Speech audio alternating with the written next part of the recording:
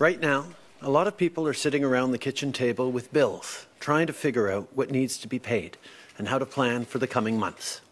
If you've been laid off, had your hours reduced, or are worried about your industry, these might be really stressful decisions. Far too many Canadians are having these tough conversations about finances and their future. Just look at the numbers. Last week, almost 1 million people applied for employment insurance. The hard truth is that people are out of work because of this crisis and worried about what comes next. So I want you to know that we'll be there to help you. Our government is doing everything we can to be there for you. Tôt ce matin, la Chambre des communes a adopté un projet de loi d'urgence pour aider les gens le plus rapidement possible. Le projet de loi est maintenant devant le Sénat. J'espère que son adoption va se faire rapidement pour qu'on puisse aider les Canadiens dès que possible. On aura plus de détails pour vous cette semaine et d'autres mesures à annoncer. Et ce n'est qu'un début. Mais cette nouvelle loi nous permet de prendre les mesures nécessaires pour vous appuyer tout de suite. On va notamment bonifier l'allocation canadienne pour enfants et reporter de 6 mois la date de remboursement des prêts et bourses étudiants. Et surtout, avec cette loi, on introduit la nouvelle prestation canadienne d'urgence. Cette allocation remplacera les 2 allocations qu'on a annoncées la semaine dernière, soit l'allocation de soins d'urgence et l'allocation de soutien d'urgence, pour simplifier le processus. Comme je l'ai dit depuis le début, à mesure que la situation évolue, on s'ajuste pour mieux vous aider. La prestation canadienne d'urgence donne 2 000 $ tous les mois pour les prochains 4 mois aux travailleurs qui sont privés de leur chèque de paie à cause de la COVID-19. Donc, si vous avez perdu votre emploi, que vous travaillez à temps plein ou à contrat, ou que vous soyez travailleur autonome, cette prestation est là pour vous. Si vous êtes malade ou en quarantaine, ou si vous prenez soin de quelqu'un qui a la COVID-19, cette prestation est là pour vous.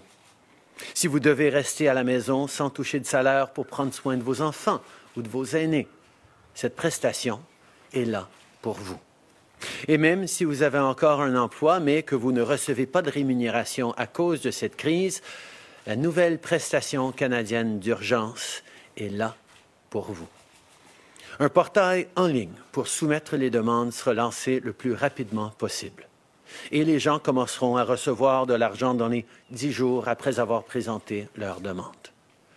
The Canada Emergency Response Benefit will provide $2,000 a month for the next 4 months for workers who lose their income as a result of COVID-19. This will replace the 2 benefits we announced last week, the Emergency Care Benefit and the Emergency Support Benefit, in order to streamline the process. Like I said from the start, we will adapt our approach wherever needed. If you've lost your job because of COVID-19, whether you're full-time, contract, or self-employed, this new benefit will be there for you. If you're sick or quarantined, looking after someone sick, or at home taking care of your kids, it's there for you. And even if you're still employed but not receiving income because of this crisis, the CERB is there for you. An application portal will launch as quickly as possible, and people should start receiving money within 10 days of applying. I know people are concerned about delays. Families are worried about when they'll get help. It can be hard to get through on the line, and that is frustrating. Public servants are working around the clock while dealing with unprecedented demand and all of the same personal stress everyone else is facing. They will get to your application. Help is on the way. In order to speed things up, we're rapidly deploying workers from different departments to deal with claims. In the last 10 days, we've boosted the team by close to 13,000 people to take your calls, process your claims, and get you the support you need. And since last Monday, we've already processed 143,000 employment insurance claims. That means more money will go directly to people right across the country. We're working to get you the support you need when you need it. And if you're doing okay, there's a way you can help someone else, as an employer, a landlord, or even just a friend. so you can be part of the solution. It can make all the difference, because it's by working together that we'll get through this. And our team knows that. We're collaborating with the provinces and territories, as well as with First Nations, Inuit, and Métis Nation communities to coordinate our efforts and ensure that everyone is supported. Earlier this week, with the premiers, we also discussed testing for COVID-19. We know that how long you wait for your results varies widely. The premiers and I know we need to address that, and we are. This is something Minister Haidu and I discuss with officials every day, and will continue doing what's needed to speed up results for everyone. But I also want to recognize the incredible work medical professionals are doing on this front. According to Dr. Tam, we're now testing about 10,000 people a day. That's a huge increase in numbers in a very short period of time. And it's because people across the country are working tirelessly to make it happen. At the same time, we're helping companies, labs, and scientific institutions produce and supply what we need most, from masks and ventilators to vaccines and antiviral drugs. We're collaborating with airlines to get Canadians home from abroad and instructing everyone that they must isolate at home for 14 days. We're also working with our international partners on this crisis. This morning, I had calls with President Sall of Senegal and President Kagame of Rwanda to share strategies on keeping people safe and addressing the economic impacts of this pandemic. I've also spoken to Prime Minister Abiy of Ethiopia and President Kenyatta of Kenya about international coordination. And tomorrow, I'll be speaking with other G20 leaders to discuss further global coordination to our response. Plus que jamais, c'est absolument essentiel que les Canadiens aient accès aux dernières informations. Mais comme tout le monde, les médias ressentent eux aussi les conséquences du virus. Pour faire en sorte que les journalistes puissent continuer à faire leur travail, qui est encore plus essentiel en temps de crise, notre gouvernement annonce aujourd'hui des mesures pour les appuyer. Le ministre Guilbeault donnera plus de détails tantôt, mais en attendant, je tiens à remercier tous les journalistes et nos médias canadiens qui gardent les Canadiens au courant des derniers développements avec des faits et des informations fiables. On apprécie énormément votre travail. Right now, it's more important than ever that Canadians have access to the latest news and information. To ensure that journalists can continue to do this vital work, our government is announcing new measures to support them. Minister Guilbeault will have more to say about this shortly, but I want to take a moment to thank our journalists and media for everything they do, today and every day. Above all, the most important way we can work together is by staying apart. Social distancing is our best tool to stop people from getting sick. I know people are seeing different graphs about how effective social distancing can be and new maps tracking the spread of this virus. Every time you turn on the TV or go online, you probably read something new. I know I do. And you'll want to know what's coming next. Today, I'll be getting the latest modeling from the Public Health Agency of Canada, and we'll discuss how to share this information even more directly with all of you. But you deserve the best information we've got about what's happening today and what tomorrow might bring, because otherwise, the uncertainty can be really tough, not just for your routine, but for your mental health, too. We're facing a once-in-a-generation challenge, and on top of that, you can't do many of the things that keep you feeling good, getting together with friends or having dinner with your neighbor. If you need help, reach out to your neighbor, to a sibling, to a friend, to a hotline. But do it from home. Don't go out unless you absolutely have to. If you're already following these rules, thank you for doing your part. If you aren't, know that you're making a dangerous choice, because ignoring these rules puts every single one of us, yourself included, at risk. Voici la réalité. Si les gens refusent de suivre les recommandations, nos médecins et nos infirmières ont plus de chances de contracter la COVID-19. Et si nos professionnels de la santé tombent malades, ils ne peuvent pas aller travailler. Et donc, ils ne peuvent pas vous soigner si vous tombez malade. Notre pays fait face à la plus grande crise de santé publique de son histoire. Nous ne pouvons pas mettre à risque les gens qui nous gardent en santé.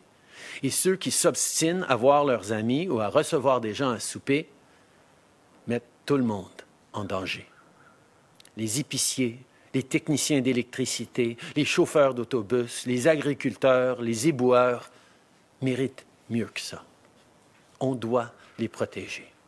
C'est pas compliqué ce qu'on vous demande. Restez chez vous. Si vous devez absolument sortir, gardez une distance de 2 mètres les uns des autres.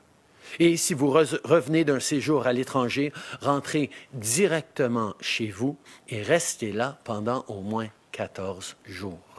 Ça s'applique à tout le monde. Pour passer à travers, on doit tous veiller les uns sur les autres et on doit tous faire notre part. Je sais qu'on peut y arriver. Je sais que les Canadiens sont à la hauteur de la situation. Merci. Bonjour, M. Trudeau, Louis Blouin de Radio-Canada. Je vous demanderais plus de clarté sur les échéanciers, si possible. Le 6 avril, c'est ce que M. Morneau dit, le déploiement de cette nouvelle prestation va entrer en vigueur. Pouvez-vous être précis? Qu'est-ce qui va arriver le 6 avril? Si on va mettre une plateforme en ligne, il arrive quoi là? Et selon ce scénario-là, ça veut dire qu'il y a des gens qui ne recevraient pas d'aide avant la mi-avril presque. Qu'est-ce que vous diriez aux gens qui ont besoin d'aide là, maintenant? D'abord, on est en train de travailler dans une situation sans précédent. On reconnaît la pression de devoir aider les gens le plus rapidement possible, mais on reconnaît aussi que c'est énormément de gens qu'il faut aider dans un très court délai et on a besoin de développer des systèmes rapides mais fiables pour pouvoir le faire. C'est ce sur quoi le gouvernement au complet est en train de travailler et effectivement, on espère pouvoir avoir ce système en place pour le 6 avril avec l'argent qui arriverait dans les jours qui suivraient. On espère que ce serait très rapide. On espère pouvoir prendre des enregistrements même bien avant le 6 avril, mais c'est ce sur quoi on est en train de travailler. Par rapport aux gens qui ont besoin d'aide, on reconnaît qu'il y a des gens qui font face à des difficultés maintenant, que des gens qui ont arrêté de travailler il y a presque 2 semaines vont avoir des chèques de paye qui devraient rentrer, qui ne vont pas rentrer. Alors, on va faire tout ce qu'on peut pour les aider avec de l'accès au crédit, avec d'autres mesures nécessaires. On est en train d'écouter, d'être là les uns pour les autres, mais il va falloir qu'on travaille très fort, tout le monde, pour passer à travers. We recognize that this is an unprecedented situation with an overwhelming amount of demand by Canadians to get money as quickly as possible.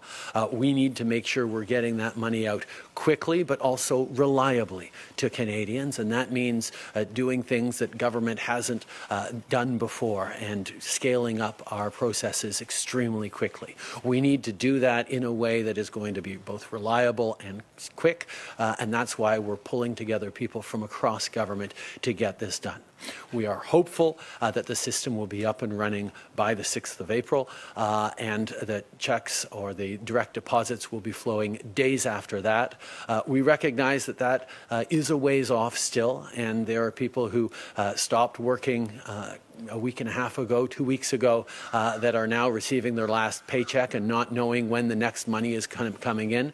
We recognize that. We're looking for ways to help people bridge through credit or other measures their ability to make it to the arrival of the Canada Emergency Response Benefit.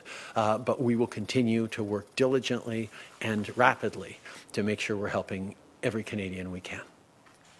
Prime Minister Marika Walsh with the Globe and Mail. 60 business groups are calling on Canada to launch a wage subsidy that's in line with the UK and Denmark. So 70 to 80%, they say it would be much more efficient than the slow process that you're rolling out right now. You've been asked about this for several days now. Your question keeps being, things are still on the table, but people are laying off workers now.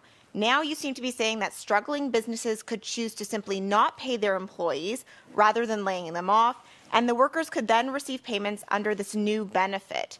Is that what you are urging struggling businesses to do, and why not go with the higher wage subsidy? We are absolutely looking at more direct help for businesses. We recognize that in an ideal situation, businesses wouldn't have to lay off people, and people wouldn't have to feel like they've lost their job and don't have a job to come back to after this crisis. So we are working with business groups. We are working with small businesses, hearing their concerns, looking very carefully at the models put forward in other parts of the world, like Denmark and Germany and others, and looking at how we can make that work or make equivalent things work here in Canada. We will have more to say on that in the coming days. Okay. Nous reconnaissons que dans une situation idéale, les gens ne perdraient pas leur emploi à cause de cette situation, à cause de cette crise, que les employeurs ne devraient pas laisser aller des gens, et c'est quelque chose qu'on est en train d'essayer de résoudre avec eux. On reconnaît qu'il y a des modèles qui fonctionnent en Allemagne, au Danemark.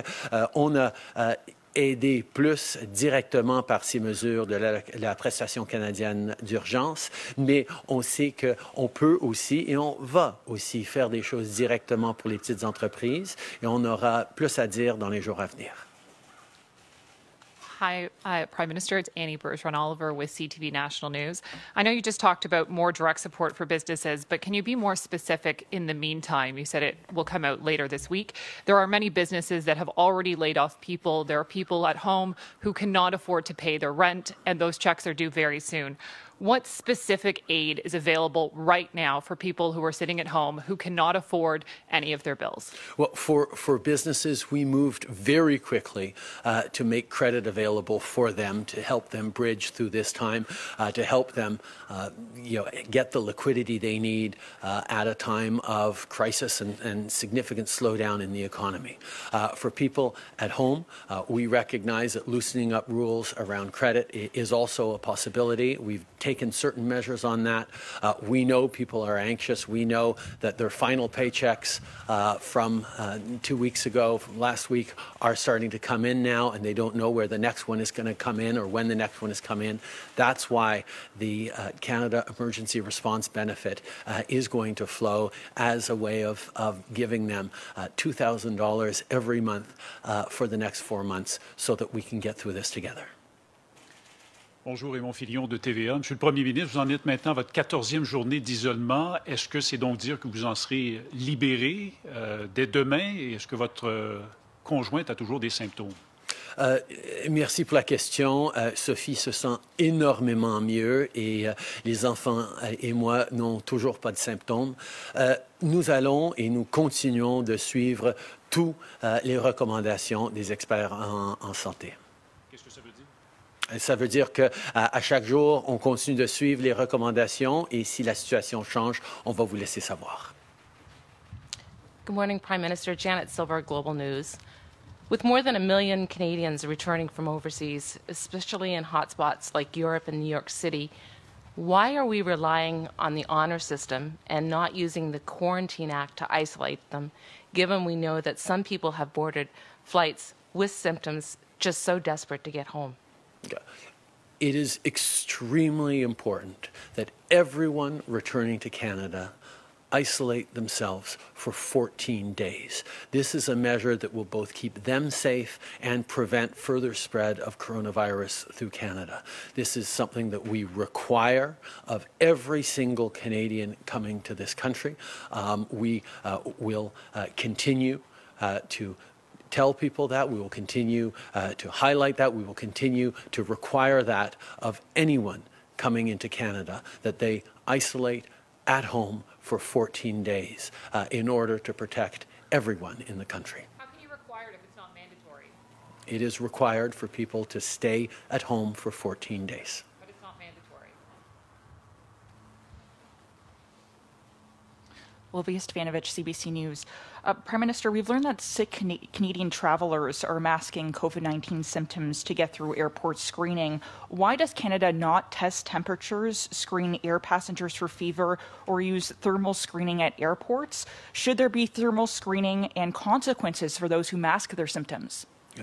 We recognize that there are many concerns about passengers returning to Canada, which is why we're asking people to immediately isolate as soon as they get home. It is a requirement. We also know that there are different countries using various technologies, and we will continue to look at what is the best way to keep Canadians safe. There have been a lot of discussion around thermal screening and taking temperatures and spot checks. One of the lessons learned from SARS is that it is simply not as effective as not effective the way people would like it to be, and it can sometimes give a false sense of assurance. This is what the best medical advice and best science advice we are getting is, but we are always open to hearing stronger or different science that says, or different recommendations that say it's worth, but we will make sure that what we choose to do, how we choose to deploy our resources are in the right way to actually help Canadians and actually arrest the spread of this virus. But Prime Minister, should there be testing and should passengers who are returning to Canada, should there be consequences for those who mask their symptoms? And should these passengers also be forced to sign a document to make sure they self-isolate? How can you ensure that? We know that people need to isolate when they land in Canada.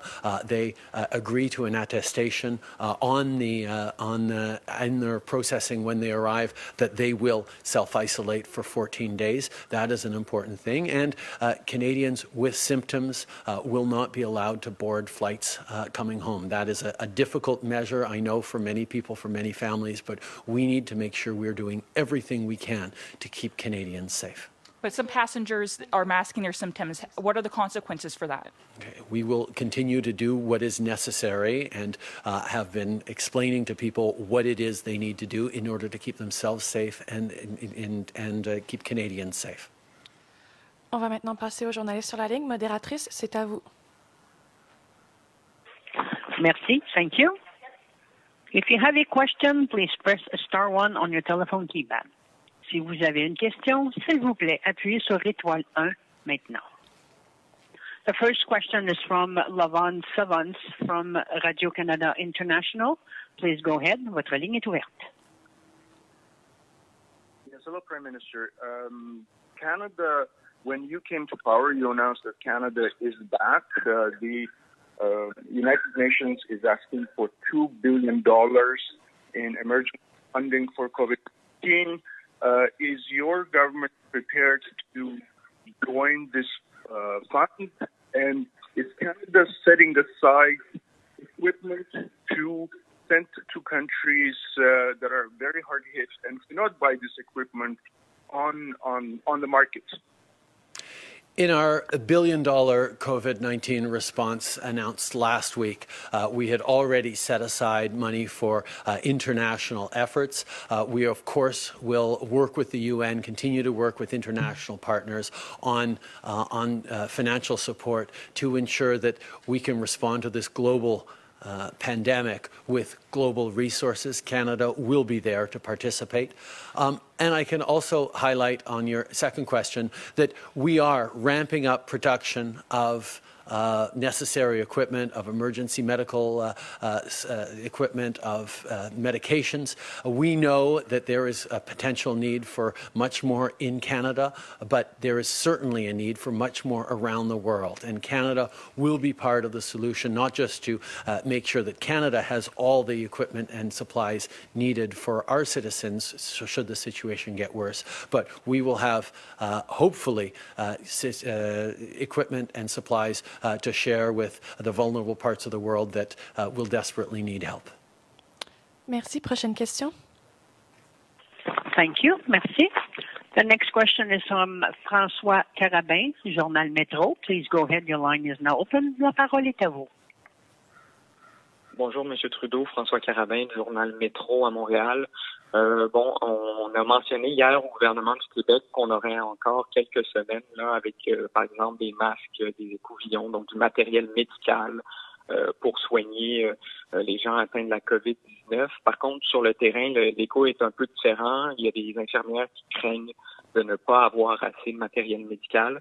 Je me demandais ce que vous pourriez garantir aux provinces en termes de, afin de fournir le matériel médical nécessaire pour soigner tous les patients. Merci pour la question. C'est quelque chose dont on a discuté assez longuement sur mon appel avec tous les premiers ministres. On reconnaît que les besoins sont différents à différents moments à travers le pays. Nous allons faire ce qui est nécessaire pour pouvoir s'assurer que chaque endroit ait l'équipement nécessaire pour répondre aux besoins à l'instant auxquels ils font face. On a des produits, de l'équipement à travers le pays qu'on peut essayer de partager, mais il va falloir qu'on continue à faire les efforts qu'on est en train de faire pour augmenter le nombre, le montant d'équipements et de produits essentiels que nous avons. Et c'est exactement ce qu'on est en train de faire. Mais plus de coordination entre les provinces, entre les différentes juridictions, va s'assurer qu'on puisse répondre aux besoins des Canadiens où qu'ils soient dans le pays. Merci beaucoup. Dernière question. Thank you. Merci. The next question is from Justin Ling from Freelance. Please go ahead. Your line is now open. Votre ligne est ouverte. Hi there, Prime Minister. Last week I asked you about the possibility of reducing the prison population to help combat a potential spread of COVID-19. Since then, I've heard from prisoners, inmates, and guards who have said that prisons are not ready, that their release is not being contemplated, that there's not enough soap, that sanitary conditions are even worse, and that guards are being allowed into the prisons even after returning from abroad. What, if anything, are you going to do to continue reducing the risk in Canada's federal institutions and is releasing inmates, nonviolent offenders, on the table? We recognize that the incarcerated population is at greater risk of contracting and spreading COVID-19. That is why we are working closely with Corrections Canada to ensure that we're looking at a broad range of measures to keep both those who work in our correctional facilities, but also those who are residents there, to make sure that we're doing things that will keep them safe. I have said multiple times we are not taking anything off the table in terms of options in order to keep Canadians safe, and we will continue our discussions with Corrections Canada to look at options and to look at ways that we're going to keep people safe right across the country, wherever they be. Je vous remercie beaucoup. C'est qu'est-ce qui mettra fin à la conférence de presse d'aujourd'hui. Merci tout le monde.